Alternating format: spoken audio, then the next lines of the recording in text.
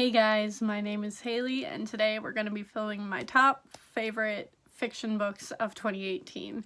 This does not include any of my Christian nonfiction. This is just like fiction that I read throughout the year, and just a lot of them are series, so I tried to pick my favorite book in the series, but we're just going to jump right in because there's a lot.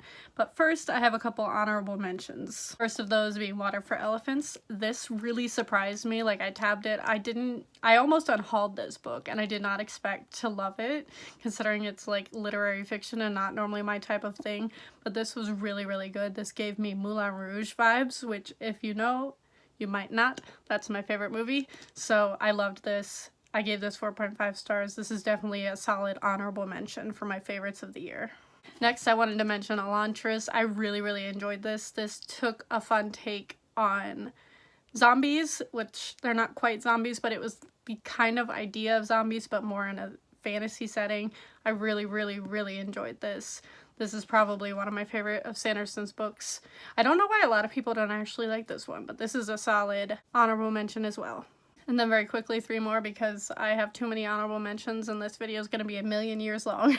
But I really enjoyed Born by Jeff Vandermeer. This was weird and like the perfect type of weird sci-fi that I really enjoy, so I really, really enjoyed this and I want to read more of his books. Again, with the sci-fi, I really enjoyed Tattoo Atlas, but there were parts of this that weren't my favorite, but this is a very, very good sci-fi, like YA sci-fi, which I don't really read a lot of, but this is fantastic. I definitely recommend Tim Florine's books. I've read another one of his YA sci-fi books, and I think he just is a really good writer, and he does a good job of capturing the YA thing without making it really annoying to read. And then last of the honorable mentions is I'm Thinking of Ending Things by Ian Reid, and the only reason this is not on my favorites is because this confused me so much when I read it, and that's why I only gave it like 4.25 stars when I read it, because the ending is absolutely crazy. I don't even know how to explain it, but this is probably one of my favorite thrillers now that I've like had more time to think about the ending. So yeah, this is a very, very good thriller. Okay, now we're gonna get into the actual favorites of the year, starting from the bottom of the least favorite of the favorites and going up to the favorite of the favorites, but really once we get to like top 5, there's no order there whatsoever. They're all my favorite. I think I have 11 to talk about, so we need to get started here. Coming in at number 11 is The Heart of Betrayal by Mary E. Pearson. Honestly, this whole trilogy is one that really, really surprised me, which is why it's on this list. I've had Kiss of Deception on my TBR for like years, and I just never bought it or picked it up until this year. And I really didn't have that high of expectations going in. Like, I thought it was going to be a series that I just really would enjoy and then like probably get rid of. But this second book definitely took this series to a whole new level. This and the third book, Beauty of Darkness, are one of my favorite, like those two are some of my favorite sequels I've ever read. I really like Laya as a character. I think she's a fantastic main character. She's one of my favorite female leads, especially in YA, that I've ever read. She's just so interesting and so well developed, and like you explore a lot of her character in these books, especially in the second one. This just upped the ante to a whole new level. So this and Beauty of Darkness are probably tied for my favorite, but I decided to hold this one up because this is one that really surprised me. Next up, we have The Wind-Up Bird Chronicle by Haruki Murakami. This was my very first Murakami book. Me and Kate buddy read this. I think it was actually one of our very first buddy reads that we did. And we've had a perpetual buddy read going on the entire year since this. This is one of the weirdest books I've ever read. I'm not even gonna lie. This really, really got me into like magical realism this year, which I didn't think was going to be a genre that I was going to be super into, but that's definitely proved me wrong. This was fantastic. This has put me on a kick of wanting to read all of his other books, even though I haven't quite done that yet. I have bought a couple more of his books, but I didn't get to any of them this year because this, honestly, we did tab a little bit because Kate was annotating as well, and there are parts of this that was like weirdly sexual that I wasn't into, which is the only reason it wasn't like a full 5 stars, but I do think this is a very, very good book, and I'm very interested in reading more of Murakami's books in the coming years. Next up, we have Neverworld Wake by Marisha Pessl, and this one surprised me because if you've been around for a little while, you might know that I don't really like night film. I've never been able to finish it. I DNF'd it like 3 or 4 times. So I really originally was not going to buy this book at all. And then all of a sudden Kate read it and was raving about it. She finished it in like 2 days on audio, and I was like, I'm sorry, what? So I went and got the audio. I believe it was on Overdrive. And the audiobook of this is fantastic. And this is just such a cool spin on the Groundhog Day type trope where you relive the same day over and over and over, and this took it to like extreme levels of like what happens if you're stuck in this time loop for literally forever. This is also YA thriller, which is not something that I normally enjoy, but something about this one just kept me hooked. I just sat and listened to the whole thing in like a day, maybe a day and a half, and then I immediately went on Thrift Books and bought myself a copy because I needed it on my shelf. So this is definitely a favorite of the year and probably one of my biggest surprises, to be honest. Next up, we have Battle Royale by Koshun Takami. This is what Hunger Games is kind of based off of, I'm pretty sure. This is the Japanese version of Hunger Games, but it's also like somehow more brutal than the Hunger Games series, which that series is very brutal because it's literally kids in an arena told to kill each other. But I found this one to be a little bit more interesting because in this case, they're people you like grew up in school with and you knew them going into the arena. And also this is one of my first forays into like Japanese thrillers, which I've read a couple of this year, and I find them really, really fascinating because they have this quiet kind of horror where it'll say a line that's like really messed up, and then all of a sudden you're like, as a reader, you're like, I'm sorry, excuse me, because they won't make a big deal out of it in the book, so it's very like jarring at times to get a line of like, this person was dismembered or something, and you're just like, I'm sorry, what? Why didn't you elaborate on that? But that's what makes it so entertaining and interesting and honestly more riveting to keep up with and keep reading because you're not being bogged down with a ton of details. I think that's the best way I can think of to describe it. But I absolutely love this. I think this is probably one of my favorite books of all time, and it's right up there with Hunger Games. Next up was more of a surprise for me because I do like Stephen King, but a lot of his books are really hit or miss for me, but this was a definite hit, and that is Pet Sematary. I think this holds the cake for one of the scariest books that I've ever read. Like, I've never in my life gotten nightmares from a book, but I literally could not listen to this audiobook at nighttime because it freaked me out, and I started to have nightmares when I was listening to it. And this also had a really, really strong emotional, like, pull to it, which I was not expecting. And honestly, I found the zombie cat terrifying because I have a cat, which I did talk about in my wrap-up when I read this. And I think this, like, barely beat out It as my favorite Stephen King book that I've read so far because I am trying to read all of his books, which hopefully I will get further in next year because I did not do as well as I wanted to this year. But this is a very, very good book of his. If you like horror, if you like thrillers, as you might be able to tell, I got more into horror and thrillers this year, and this one is very creepy, and I'm honestly still very scared to go see the new remake movie. And this is coming from someone who has seen a million scary movies in her life and does not scare easily. I'm genuinely terrified for this one. Next up was a surprising series for me, but not that surprising because I loved his other book. But I was surprised at how addicted to this series that I was because I read the whole series in like a week, I'm pretty sure, or something close to that. I know I definitely read each book in one sitting each. And that is the Pines trilogy. This is the second book, Wayward. This was my favorite of the trilogy because the ending of the first book, Pines, is crazy. Like, it takes a very, very, very fast 180 turn and leaves you just like mind blown at the end of it. And then you go into this book knowing what you learned at the end of the first one, which I'm not even going to say anything because it's such a good twist. I don't even want to ruin it. But I loved the plot of this book. I found this super, super fascinating, and it's probably one of my favorite things in books or TV shows or media in general. And it's really annoying because I can't even say what it is. This also, if you're a fan of The Walking Dead, it is not a zombie novel whatsoever, but if you're a fan of The Walking Dead, I think you will really like this series. So take that with a grain of salt. But I definitely recommend this one. I will probably be recommending this trilogy for a long time. Next up, I finally found a very, very good zombie book. I found a couple others that did not make it on this list, but my favorite zombie book that I have found to date is The Girl with All the Gifts by M.R. Carey. This was exactly what I wanted in a zombie novel, and I've been looking for a really good zombie novel because I love The Walking Dead, so I've been looking for one for years, and I've read some really, really crappy ones, so I was thrilled to finally find one that I really, really enjoyed. And I really liked the, like, kind of twist on zombies in this one. I've noticed that I really like zombie novels that aren't just, like, one, I don't normally like YA ones. Two, I don't really like ones where, like, the main characters are horrible people and, like, there's nothing to like about them unless it's done really well. Like, I did read a series recently that was very well done. But I loved our perspective in this, being a little girl. I loved the like institution she was in. I'll just read the back to let you know the basic premise and without spoiling anything. And that is, every morning Melanie waits in her cell to be collected for class. When they come for her, Sergeant Parks keeps his gun pointing at her while two of his people strap her into a wheelchair. She thinks they don't like her. She jokes that she won't bite, but they don't laugh. Which honestly, that was all I knew about this going into it, and I think it's just the perfect premise. Like, I knew that, and I knew that it was zombie somehow. I didn't know like the in-between, but I absolutely loved this. I want to read The Boy on the Bridge like soon. I definitely love this. I'm so excited to have finally found the perfect zombie novel for me. Alright, from this point on, and probably including Girl of All the Gifts, all of these are just not even in order.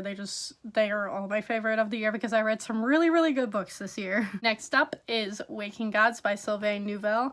I devoured this trilogy. I loved this trilogy. I read the first two right before the third one came out. I find this sci-fi world so fascinating. It comes in like interview format, almost like the Illuminate Files, but a lot less like intense with all of the information. This is just told in interviews, and I really, really like the interview format. I think a lot of people don't for some reason. I'm not quite sure why, but I have heard people say that's a reason they didn't enjoy this, because they felt like they couldn't explore the characters that well. But I found their voices really, really strong just from the interview format in this. And this has one of my favorite characters. This unnamed interviewer in this is one of my favorite characters of all time. He reminds me very strongly of Agent Coulson from Agents of S.H.I.E.L.D. And I love everything about this. I love the lengths that this series went. I love that they took it to like an extreme level that I always want like books to go to, like apocalyptic books to go to, but they never quite do. And that's why I picked the second book in the series, because this one especially just goes there. And me and Kate buddy read this series, and it was a wild ride. We were talking a ton about this one especially, and I think this is very, very realistic of what would happen in our world if something like this happened, if we found a giant robot, basically. And like, it's a really fun First Contact trilogy. I highly, highly, highly recommend. I will probably be rereading this one next year. Next is not a surprise to anyone who knows that my favorite genre is fantasy, and that is The Way of Kings, which I finally read this year by Brandon Sanderson. I still don't know how to talk about it or explain it to people because there's so much going on. It's literally 1,000 pages. I love Kaladin. I don't love Shallan, but I've heard she gets better throughout the series, and I have not continued with the series yet because there are so many of them and they're so long. Actually, there's not even so many. There's gonna be so many of them, but they're all over 1,000 pages, and I'm staring at them on my bookshelf right now, and I'm just like, that's gonna take forever. We read this in 2 weeks during Tome Topple. Honestly, the audiobook is really good too. I flipped back and forth between this and the audio. This world is just so huge, and I'm so excited to see more of how we expand on it. And this is right up my alley for any like big fantasy fan. I definitely recommend these. They are chunkers and they do take a while to get through, but they're so worth it. I honestly thought this was gonna be my favorite of the year, but two other books were just really surprising to me, so they kind of bumped this one out a little bit, but let's be real, these top 5 are really all my #1 favorite. I'm not able to pick between them because they're all very different. Next up, we have The Book of M by Pang Shepard. This one, I highly recommend the audio. Like, if you're gonna read this at all, definitely listen to the audiobook. This is one of the best audiobooks I've ever heard. I loved the voice acting for it. And this actually showed me that I'm really interested in what is apparently called the speculative fiction genre, which I didn't even know that's what this type of thing was called. I was calling it like an apocalyptic sci-fi thing, but apparently it's called speculative fiction, so that's good to know because I need to read a ton more of this, apparently, because these top 2 books are both speculative fiction. Spoiler for the next one. I really, really loved the setup of this book. I had like 0 expectations going into it. I'd only heard like one person had read it and reviewed it and said it was really good, and I was like, okay, I'll pick it up on Overdrive because it's free at my library on audio. And this blew me away. Like, I made Kate read it right afterwards. Love the world. It's basically a sort of apocalyptic world where like people start to lose their shadows, and they discover that when you lose your shadow, you start to lose your memories. And like, that doesn't sound that unique until you realize that you forgetting things as after you lose your shadow also applies to like more drastic things like Like, you can forget that you have to eat to survive, or you can forget like certain motor functions and like things that you need to survive. So people literally starve to death because they forget that you have to eat. And like, you just forget basic things about living in the world or living in general. And it was so fascinating to read and watch unfold. Also, side note, I really liked the female narrator for this. So if anybody knows who she is or other things that she's done, please let me know, because I want to read more or listen to more of her audios. But this is fantastic. Definitely one of my favorite books of all time. Highly recommend. Please read it. Because I feel like this one is still relatively underrated. And then last, but definitely not least, I'm wondering if some of you can figure this out, because I have raved about this a lot lately, I feel like, in the last half of the year. And my favorite book of 2018 is An Absolutely Remarkable Thing by Hank Green. And I am just as shocked as you are that this was my favorite book of the year, to be completely honest. Again, I love Hank Green. I love his YouTube channel. I love Vlogbrothers. I love what he does with his brother. I like John Green's books. I've never loved them. He really just does not write in a genre that I really enjoy. So I've never like really been able to rave about his books, even though I love him as a person. Hank, I love as a person. When I heard he was writing a book, I was really excited, because I was like, oh, he would probably be good at that. He does a lot of similar things to writing a book. So I was like, of course I'll like Hank's book. Like, I know he'll be good at it. It's something he can do, and I trust him enough to be able to do it. But I was not prepared for how much I loved this book. I started the audiobook at like 10 p.m. at night, 2 days before I went and saw Hank and John at his book event for An Absolutely Remarkable Thing. And like, I was like, oh, I'll listen to like maybe a quarter of it before I go to their show, just so I have an idea of what's going on. And I literally could not stop listening to the audio. I got it on Scribd like the day it came out, because it was 3 days before I was going to see them. I definitely think that's a great medium to read this in, but I definitely plan on rereading this very soon, probably early on in the year, maybe like February. The basic premise sounds interesting, but I didn't think it was going to be nearly as mind-blowing or as just gripping as it was. So the basic premise is this girl is walking home late at night in New York City, and she sees this statue on the street, and she's like, that's kind of weird, maybe I should pay attention to it. She gets her friend, and he comes and takes a YouTube video of her just kind of like teasing and making fun of the statue, just being goofy. So he puts that YouTube video up, and overnight the video goes viral, because these statues, called the Carls, because that's what she jokingly called it in the video, apparently showed up overnight in every big city in the world. And nobody knows how they got there. There's no video evidence. All of the cameras cut out at that exact moment. They were just not there, and then suddenly they appeared. And April May's video is the first one that went up. So she kind of becomes this celebrity overnight and has to like deal with the internet and TV shows wanting her on there, and like she makes a Twitter and becomes a little bit obsessed with that. And I really loved the commentary on social media in this. I loved April May as a character. I found her so interesting, because she's such a realistic like 20-something-year-old girl, in that she's very flawed, and she's not a perfect person whatsoever, and she doesn't really handle the fame all that well, or in the way that you would think you should handle fame that you suddenly get overnight. You can definitely hear Hank's humor in this.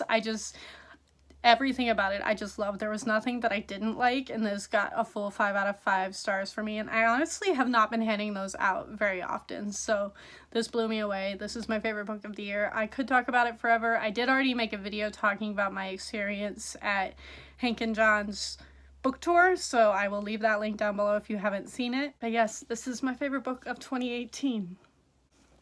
So these are my favorite books of 2018. I hope you guys enjoyed this video. Please let me know down below what your favorites of the year were. Thank you all for watching, and I will see all of you guys next time.